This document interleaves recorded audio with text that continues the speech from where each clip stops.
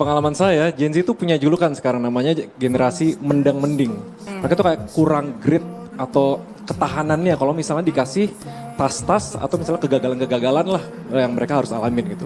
Saya lumayan dalemin lah riset-riset ini gitu. Setiap negara maju itu pasti harus ngelewatin 3 fase industri.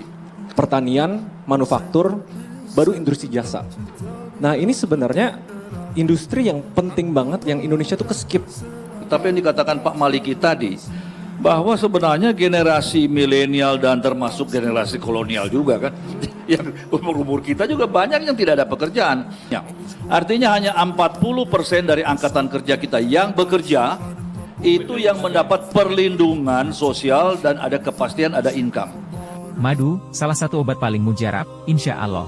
Sedia madu ternak dan madu hutan. Dihasilkan oleh lebah dari nektar bunga asli, bukan dari gula yang dimakan lebah. Proses higienis, kemasan praktis dan elegan. Garansi 1 juta rupiah jika terbukti madu kami tidak asli. Terbaik, madu kelanceng, dari lebah spesial. Hubungi. Jadi masalah atau penyebab masalah mereka sulit mendapatkan pekerjaan saat ini, Mas? Ya kayaknya selama 10 tahun terakhir saya berbisnis, kayaknya saya udah hire sekitar 300 sampai 500 Gen Z termasuk turnover ya. Jadi lumayan ngerti, sebenarnya problemnya simple, kita lihat supply dan demand gitu kan ya. Supply-nya let's say pekerja. Pengalaman saya, Gen Z itu punya julukan sekarang namanya generasi mendang mending. Coba kita tanya dulu, di sini kan Gen Z semua ya, siapa yang ngerasa di sini generasi mendang mending angkat tangan? Bagus, Nggak ada itu yang jebakan, angkat tangan ya? jebakan. Kalau ada yang angkat tangan justru saya marahin.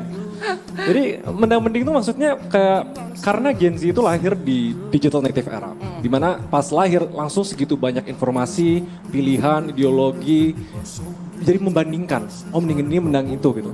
Jadi kalau misalnya dapat kerjaan, dapat opportunity belajar sesuatu, aduh mending ini nggak ya, aduh mending sesuai passion nggak ya, aduh. Jadi itu salah satu trait dari Gen Z yang saya ngerasa, nggak tahu teman-teman ngerasa atau nggak tahu ya, mungkin kalau dari diri sendiri ada blind spotnya. Tapi saya sebagai employer selama 10 tahun terakhir ngerasa itu ada di Gen Z. Mereka tuh kayak kurang grit atau ketahanannya kalau misalnya dikasih tas-tas atau misalnya kegagalan-kegagalan lah yang mereka harus alamin gitu. Tapi bukannya bagus ya membandingkan, jadi mereka mengukur gitu loh pekerjaan yang akan mereka jalani ketimbang kita dulu misalnya ya sudah kata orang tua A ya kita jalani A gitu. Benar, jadi Gen Z itu kan generasi yang paling pintar. Mereka punya banyak pilihan dengan segitu banyak informasi. Tapi ada fenomena namanya paradox of choice. Semakin banyak pilihan justru bukan bikin orang ngerasa lebih mudah untuk melakukan sesuatu, malah jadi bingung. Kayak kalau orang over planning gitu misalnya, malah nggak jalan-jalan bisnisnya. Itu lumayan apparent lah dari sisi Gen Z sekarang. Walaupun sebenarnya problem gedenya memang mismatch dari segi supply sama demand. Skill sama populasi Gen Z itu nggak ketemu sama lapangan pekerjaan yang ada di Indonesia gitu. Salah satu problemnya saya lumayan dalemin lah riset-riset ini gitu. Setiap negara maju itu pasti harus ngelewatin 3 fase industri. Pertanian, manufaktur, baru industri jasa. Jadi kalau pertanian itu udah kita lewatin dari generasi-generasi kita sebelumnya gitu. Jadi banyak populasi lebih fokus pekerjaan di agraris. Selanjutnya manufaktur. Nah ini sebenarnya industri yang penting banget yang Indonesia tuh keskip. Kita tuh gagal di manufacturing. Kenapa kita harus sampai bikin pajak impor dari China 200%, kita nggak bisa bersaing produknya di luar. Karena kita at one point tuh manufaktur kita sempat masa kejayaan di tahun 2000-an. Itu kontribusi 30% lebih ke GDP kita. Tapi somehow pemerintah itu ngalamin yang namanya Dutch disease. Tiba-tiba commodity boom. Indonesia didorong buat, komoditasnya banyak, udah fokus ekspor aja semua, manufakturnya ketinggalan. Terus ujung-ujungnya sekarang gak gitu banyak pabrik, gak gitu banyak industri manufaktur yang bisa menyerap tenaga kerja yang low skill. Jadi problem di sana sekarang kita udah ke-skip ke industri jasa, service industry. Kalau kita ngomong persaingan di service industry, digital, mau gak mau gitu. Sekarang dengan majunya AI, dengan majunya SaaS, software, hardware, kita belum ngelewatin fase di mana low skill itu pelan-pelan jadi intermediate, dari manufacturing, dari high skill, tiba-tiba langsung karena demand globalisasi.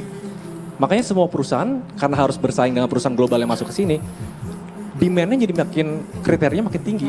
Makin butuh high skill di Gen Z zaman sekarang yang nggak ketemu. Jadi pasalnya ada 2. Gen Z dari segi traits innate-nya mereka mendang-mending kalau aku bilang ya. Kedua, ya saya harus kritik keras, pemerintah gagal untuk membangun industri manufaktur di Indonesia. Kita nggak bisa bersaing sama produk-produk yang masuk dari luar, mau nggak mau impor. Kita nggak bisa punya pabrik yang bisa menyerap low skill labor. Jadi problemnya emang segede itu sih. Kalau Pak Anton sendiri Pak, apakah ada pengalaman-pengalaman seperti itu Pak? Atau mungkin gajinya minta 2 kali lipat setara manajer misalnya kan? Ya memang berbeda kalau kita di manufacturing ya. Manufacturing kan tidak terlalu, karena kita yang butuhkan ini blue collar.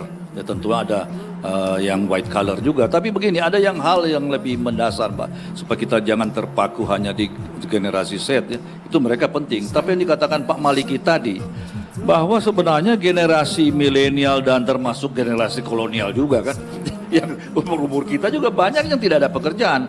Dan kedua, yang tidak banyak perubahan selama dalam 10 tahun ini adalah, pertama, informal worker versus formal worker. Informal worker masih mendekati 58% kalau tidak salah. 60%, 40. Apa artinya? Artinya hanya 40% dari angkatan kerja kita yang bekerja itu yang mendapat perlindungan sosial dan ada kepastian, ada income. 60 itu tidak sebuah bermasalah, tetapi ya mungkin ada sebagai pengusaha sendiri, dia berusaha sendiri termasuk di situ ya, bukan sebagai. Tetapi banyak yang betul-betul yang ya kita tidak usah sebut satu-satu, tapi yang bekerja serampangan. Kedua, kalau kita bicara pendidikan, dan sampai sekarang tidak banyak berubah, hampir 60% maksimal pendidikan angkatan kerja kita adalah SD, SMP. Lebih banyak SD. Yang susah meloncat ke Mas Raymond punya bidang.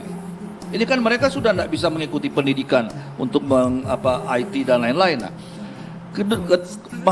masalah lain lagi adalah walaupun IT ya, atau digitalisasi ini sangat berperan seperti di Jerman, pembantu rumah, asisten rumah tangga atau operator paling bawah pun memang diberi pengetahuan digitalisasi.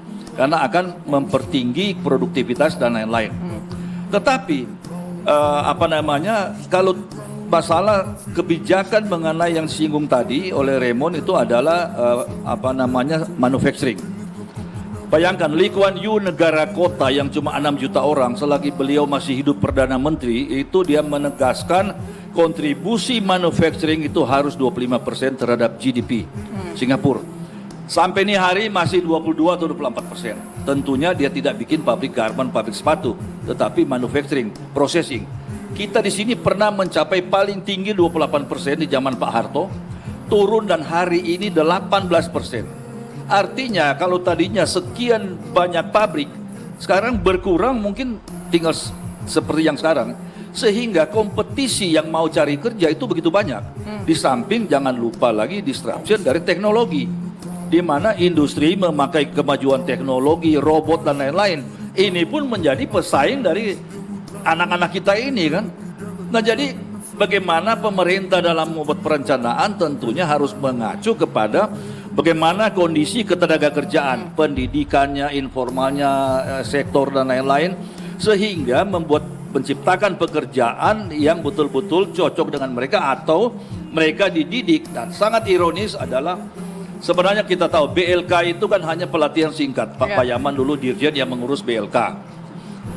Anehnya di Indonesia tamatan SMK yang semestinya kalau di Jerman, di Malaysia, di Jepang dan lain-lain dia langsung bekerja dan memang kompetensi yang sudah cukup tinggi.